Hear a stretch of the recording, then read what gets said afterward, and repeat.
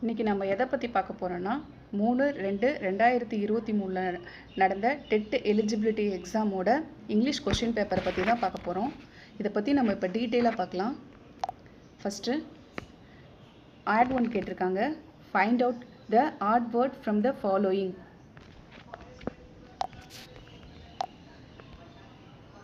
Small, meagre, plenty, little. இப்போ இதில் add word எதுன்னு நமக்கு கேட்டிருக்காங்க. இது நமக்கு ஈஸி தான். இப்போ ஸ்மால்னால் என்ன சொல்லுவோம்? சின்னதாக இருக்கிறது. மேகர் அப்படின்னா அதே தான், குறைவாக இருக்கிறது, போதாமல் இருக்கிறது, இதெல்லாம் மேகர். அடுத்தது பிளான்டி. பிளான்டினா என்ன? நிறைய, மச், மோர், இதெல்லாம் பிளான்டி. லிட்டில், லிட்டிலோட மீனிங் என்ன? கம்மியாக இருக்கிறது. அப்போ நமக்கு இது ஈஸியாகவே தெரியுது இல்லைங்களா? இதுக்கு ஆன்சர் என்னென்னா option C, plenty. Next, during which of the following seasons trees stretch their leafy branches towards the sun. அதாவது என்ன இதில் கேட்டிருக்காங்கன்னா, மரங்கள் வந்து அதோட இலைகள் நிறைஞ்ச கிளைகளை சூரியனை நோக்கி நீட்டுறது எந்த சீசன்லன்னு கேட்டிருக்காங்க. இது நம்ம சயின்ஸ்லேயே படிச்சிருப்போம் தெரியுங்களா? அந்த ஒளிச்சேர்க்கை ஃபோட்டோசிந்தசிஸில் வரும்ல. அதாவது சூரிய ஒளி எந்த பக்கம் இருக்கோ அந்த பக்கமாக கிளைகள்லாம் நீட்டிட்டு போகும், செடி வெளியே வரும் அப்படின்னு சொல்லியிருக்காங்கல்ல, அதே தான். அப்போ எந்த சீசன்னா? சம்மர் சீசனில். அப்போ இதுக்கு ஆன்சர் வந்துட்டு சி. அடுத்து, choose the singular form of the underlined word. I saw many geese in the park. Geese அதாவது வாத்துக்கள். நான் வந்து பார்க்கில் நிறையா வாத்துக்களை பார்த்தேன். இப்போ வாத்துக்கள் அப்படின்றது இது வந்து ப்ளூரல். இப்போ சிங்குலர் ஃபார்ம் நமக்கு கேட்டிருக்காங்க. அப்போ அதுக்கு ஆன்சர் வந்துட்டு கூஸ். இதெல்லாம் சின்ன கிளாஸ்லேயே நம்ம படிச்சிருப்போம். Robert Frost and American poet noted for his. Robert ஃபோஸ்ட்ன்றவர் ஒரு அமெரிக்கன் போய்ட்டு. அவர் எதன் மூலமாக அறியப்படுறாருன்னா, realistic description of rural life. அதாவது ரூரல் லைஃப் மக்களோட பற்றி, அதோட யதார்த்தமான வாழ்க்கையை பற்றி அவர் நிறைய போய்ட்டு எழுதியிருக்காரு. அதுதான் இதுக்கு answer. Option A. Choose the correct option to complete the sentence. The criminal dashed the place before the police could reach. அதாவது போலீஸ் வர்றதுக்கு முன்னாடியே கிரிமினல் வந்து எஸ்கேப் ஆயிட்டாங்க. இப்போ பாஸ்ட் டென்ஸில் கொடுத்துருக்காங்க. அப்போ இதுக்கு ஆன்சர் என்னன்னா had escaped.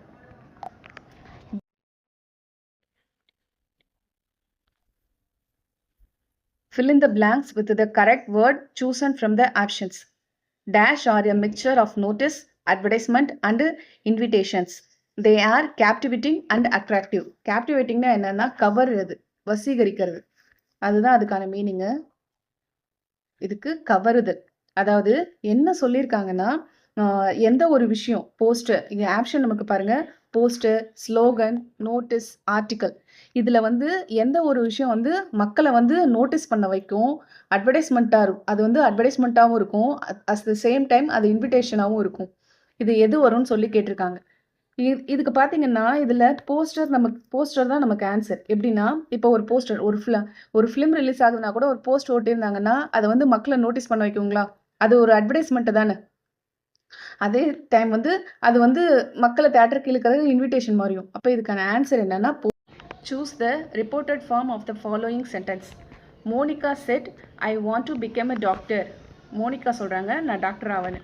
இதை வந்துட்டு ரிப்போர்ட்டட் ஃபார்மில் சொல்லணும்னு சொல்லியிருக்காங்க. அப்போ எப்படி சொல்லலாம்? மோனிகா என்ன சொல்கிறாங்கன்னா, நான் வந்து டாக்டர் ஆவேன். அப்போ அதுக்கு answer Monica said that she wanted to become a doctor. Option C. Next, I will take the cow to the market. This word are uttered by. அதாவது இது வந்து புக்லேருந்து ஒரு லைன் கொடுத்துருக்காங்க. இந்த லைனை சொன்னது யார் அப்படின்னு சொல்லி கேட்டிருக்காங்க. இப்போ யாருன்னா ஆன்சர் வந்துட்டு ஜாக்.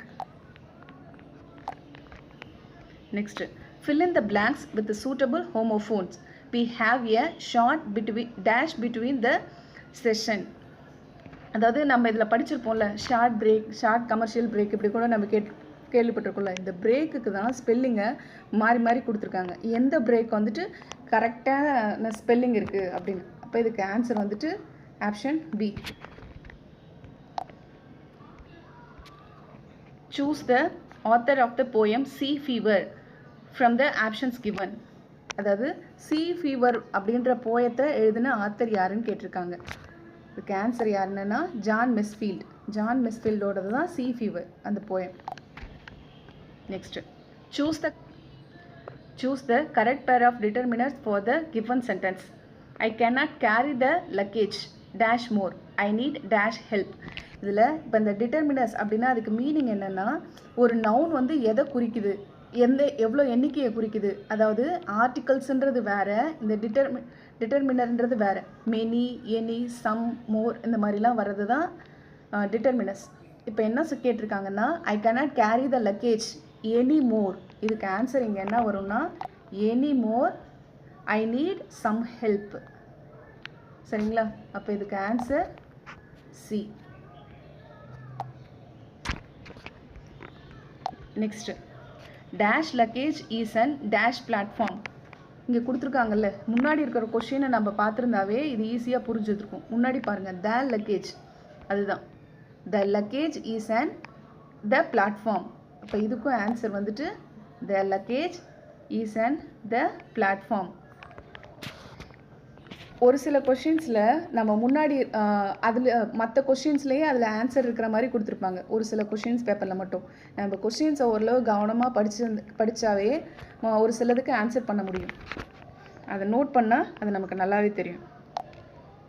நெக்ஸ்ட்டு பார்க்கலாங்களா? இதுக்கு ஆன்சர் வந்துட்டு D. The luggage is on the platform. அடுத்தது அப்ரிவேஷன் கேட்டிருக்காங்க. ஜிஎஸ்டியோட அப்ரிவேஷன் இது ஈஸி தான். Goods and Service Tax consists of 3 parts of a topic sentence, supporting details, a concluding sentence. அதாவது topic sentence, supporting detail, concluding sentence, இந்த 3 பார்ட்டும் எதில் இருக்கும் அப்படின்னு சொல்லி கேட்டிருக்காங்க. இதுக்கு ஆன்சர் என்னென்னா பேராகிராஃப், பி. நெக்ஸ்ட்டு, த நீலகிரி மவுண்டன்ஸ் ட்ரெயின்ஸ் ட்ராவல் த்ரூச். அந்த நீலகிரி மவுண்டனோட அந்த ட்ரெயின் ட்ராவல் அது எப்படி இருக்கும் அப்படின்னு எதை உள்ளடக்கியது அப்படின்னு கேட்டிருக்காங்க. 208 serpentine curves and 250 bridges. இந்த serpentineனா என்னென்னா, இந்த பாம்பு மாதிரி இந்த வளைஞ்சு போகும்ல மலைப்பாதைகளில், அதுதான் அந்த கர்வ்ஸ் எவ்வளோ இருக்குன்னா 208, 250 bridges இருக்குது. Option A. Right the correct answer. If I had studied I dash the exam. நான் படிச்சிருந்தேன்னா எக்ஸாமில் பாஸ் பண்ணியிருப்பேன். நான் படிச்சிருந்தேன்னா, ஐ ஹேட் ஸ்டடிட் பாஸ்ட் டென்ஸில் கொடுத்துருக்காங்க, நான் பாஸ் பண்ணியிருப்பேன். புரியுதுங்களா? அப்போ இதுக்கு ஆன்சர் என்ன வரும்னா வுட் ஹாவ் பாஸ்ட். அதாவது if I had studied I would have passed the exam. படிச்சிருந்தேன்னா பாஸ் ஆகிருப்பேன்.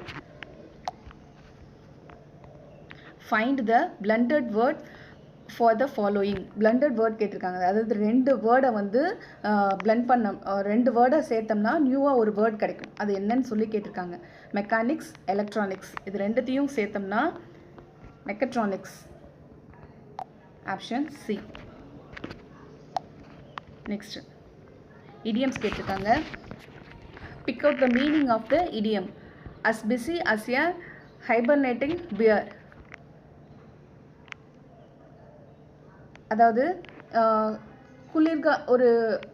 குளிர்காலத்து கரடி சோம்பி இருக்கிறது. குளிர்காலத்தில் கரடி என்ன பண்ணும், அது ஓரளவு தூங்கிட்டே இருக்கிற மாதிரி தான் இருக்கும். அதுதான் சோம்பலாக இருக்கிற கரடி. இதுதான் இதுக்கான இது மீனிங். இப்போ இதுக்கு வந்து இடியம் என்ன வரும்னா ரிமைனிங் ஐடில். அதாவது ரிமைனிங் ஐடில் அதுக்கு மீனிங் என்னென்னா சோம்பி இருக்கிறது, சோம்பலாக இருக்கிறது. அப்போ இதுக்கு ஆன்சர் சி.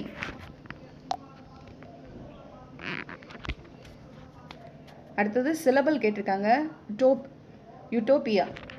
யூட்டோபியோட சிலபல் வந்து கம்பல்சரி எல்லா எக்ஸாம்லேயும் 1 மார்க் மேக்ஸிமம் 2 மார்க் வரும். இப்போ இந்த யூட்டோபியா இது வந்து ஈஸி தான் சிலபல் பிரிக்கிறது. எப்படின்னா நம்ம அதை தமிழில் ப்ரொனவுன்ஸ் பண்ணாவே, தமிழில் அதை சொல்லி பார்த்தாவே எத்தனை வருதோ அதுதான். யூட்டோபியா 4 வருதுங்களா, அதுதான். இது ஒரு சில டைம் எப்படி கேட்பாங்கன்னா, இந்த யூட்டோபியான்றது எத்தனை சிலபல் இது இருக்குது, 3 சிலபலா, 4 சிலபலா, 5 சிலபலா, அந்த மாதிரி கேட்பாங்க. இப்போ இதுக்கு ஆன்சர் வந்துட்டு option A, utopia. What is the logical sequence for this words? Caterpillar, egg, butterfly, pupa. இதோட சீக்வன்ஸ் அந்த லைஃப் சைக்கிள் பற்றி கேட்டிருக்காங்க. இது சயின்ஸில் நம்ம படிச்சிருப்போம். ஃபஸ்ட்டு என்ன இருக்கும், எக் இருக்கும். ஃபஸ்ட்டு எக்லேருந்து செகண்ட் புப்பா. இந்த புழு நிலை வந்ததுக்கப்புறம் அது வந்துட்டு கேட்டர் பில்லராக மாறும். லாஸ்ட்டாக அது பட்டர்ஃப்ளையாக போகும். இப்போ இதுக்கான ஆன்சர் என்னன்னு பார்த்தீங்கன்னா ஆப்ஷன் டி 2143.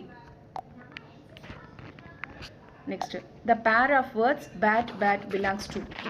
பேர் ஆஃப் வேர்ட்ஸ் கேட்டிருக்காங்க. பேர் ஆஃப் வேர்ட்னா பேட் இதுக்கு வந்துட்டு homograph. Choose the correct meaning for the underlined idiom from the sentence given below. அதாவது idiom கேட்டிருக்காங்க. இப்போ ஒரு சென்டென்ஸ் கொடுத்துட்டு அதில் ஒரு பர்டிகுலராக ஒரு பார்ட்டில் அதோட idiom நமக்கு கேட்டிருக்காங்க. I have done more than my share in this partnership. The ball is in your court to decide what happens next. அதாவது இதுக்கு என்ன மீனிங்னா, நான் இந்த பார்ட்னர்ஷிப்க்கு என்னோட ஷேரை அதிகமாகவே செஞ்சுருக்கேன். இந்த பால் இஸ் இன் யுவர் கோர்ட். இப்போ வந்து இது வந்து உன்னோட டர்ன், அதாவது நீ வந்து டிசிஷன் பண்ணணும் அப்படின்னு கேட்டிருக்காங்க. இப்போ the ball is in your court இதுக்கான இடியம் என்னென்னா turn to make a decision. Option A இதுதான் இதுக்கு ஆன்சர்.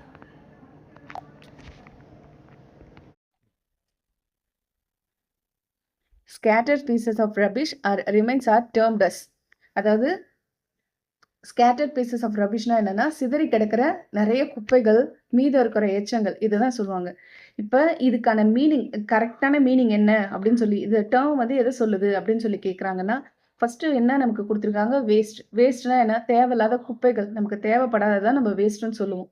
அடுத்தது மோட்டார்னா என்னென்னா அதாவது கலவை, அதாவது இப்போ ஒரு சிமெண்ட் கலவை இருக்குல்ல, அதில் நிறைய பொருட்கள் சேர்ந்துருக்கிறது அதை தான் மோட்டார்னு சொல்லுவோம்.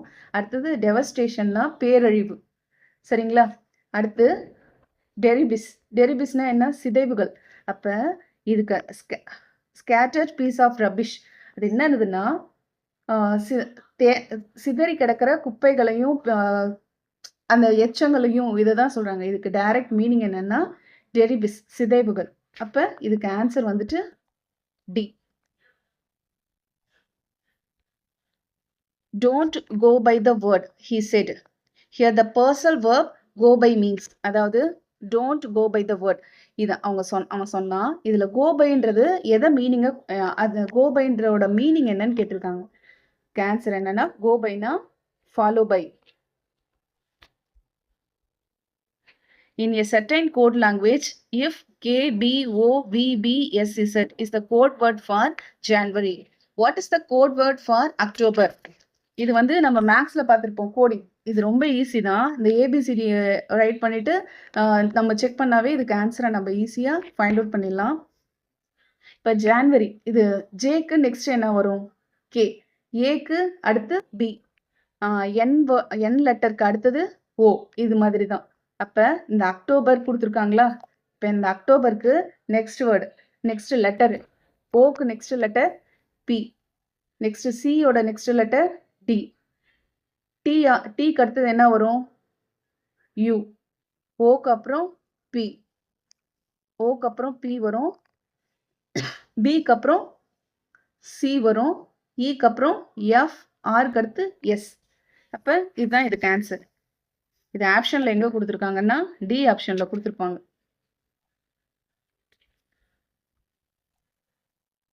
Fill in the blanks with the suitable homophones.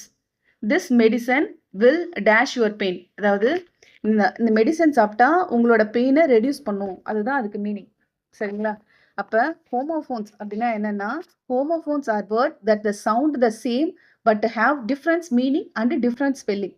அதாவது ஹோமோஃபோன்ஸ்னா என்னன்னா சவுண்டு சேமாக தான் இருக்கும், ஆனால் அதுக்கு டிஃப்ரென்ஸ் மீனிங்கும் இருக்கும், டிஃப்ரென்ஸ் ஸ்பெல்லிங்கும் இருக்கும். இப்போ லெசன்னா நமக்கு என்னன்னு தெரியும், லெசன்னா பாடம். இதே லெசன் அப்படின்னா குறைக்கிறது, புரியுதுங்களா, கம்மியாகிறது, குறைக்கிறது, அதுதான். அப்போ இதுக்கு ஆன்சர் வந்துட்டு பி. இந்த மெடிசன் சாப்பிட்டா உங்களோட பெயின் வந்து ரெடியூஸ் ஆகும். My reminiscence was written and published by. My reminiscence அப்படின்றத வந்து ரைட் பண்ணி பப்ளிஷ் பண்ணது யாருன்னு கேட்டிருக்காங்க. யாருன்னா ரவீந்திரநாத் தாகூர். மை ரெமினிசன்ஸ் அப்படின்னா என்ன அர்த்தம்னா மெமரிஸ் ஆஃப் த பாஸ்ட், அதுதான் அதுக்கான மீனிங். மெமரிஸ்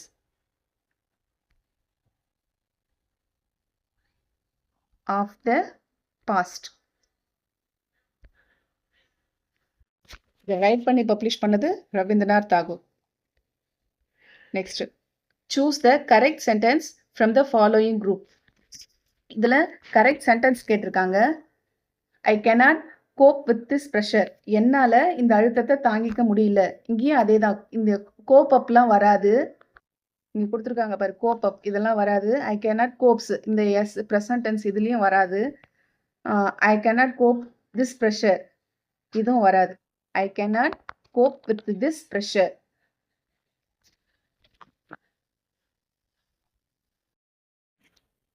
அடுத்தது, pick out the correct homonym from the given words. அதாவது ஹோமோனிம் கேட்டிருக்காங்க.